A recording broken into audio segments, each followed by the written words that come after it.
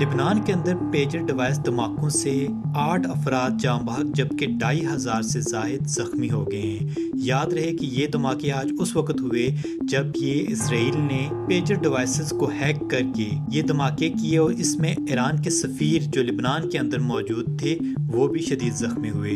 یہ pager devices ہوتی کیا ہیں؟ جی ہاں ناظرین، یہ پیجر ڈیوائسز ایک طرح کی ایسی ڈیوائس ہے جو ہر شخص اپنے ساتھ لے کے چلتا ہے، جس طریقے سے آپ موبائل لے کے چلتے ہیں، لیکن یہ سیکیور ہوتی ہے۔ اس کے اندر ہر صارف کا ایک ذاتی کوڈ ہوتا ہے جس کے ذریعے وہ پیغام رسانی کر سکتا ہے۔ یہ ریڈیو سگنلز کے ذریعے بھی ہوتی ہے اور جی پی ایس کوڈ کے ذریعے بھی ہوتی ہے۔ تو یہ جو پیجر ڈیوائسز ہوتی ہیں، یہ شخص یا اپنے جیب میں رکھتا ہے، فرنٹ پاکٹ میں رکھتا ہے، یا اپنی کسی دوسری پاکٹ میں رکھتا ہے، ہاتھوں میں رکھتا ہے، اور اس کی بیٹری کے ذریعے یہ دھماکے ہوتے ہیں۔ ان دھماکوں کی وجہ سے آج لبنان کے اندر 8 افراد جاں بحق جبکہ 2500 سے زائد زخمی ہو گئے ہیں، اور ان دھماکوں میں ایران کے سفیر بھی شدید زخمی ہو گئے ہیں۔ یاد رہے کہ یہ دھماکے اسرائیل نے ان پیجر ڈیوائسز کو ہیک کر کے کیے ہیں، جس کی وجہ سے اتنی بڑی تباہی پھیلی ہے۔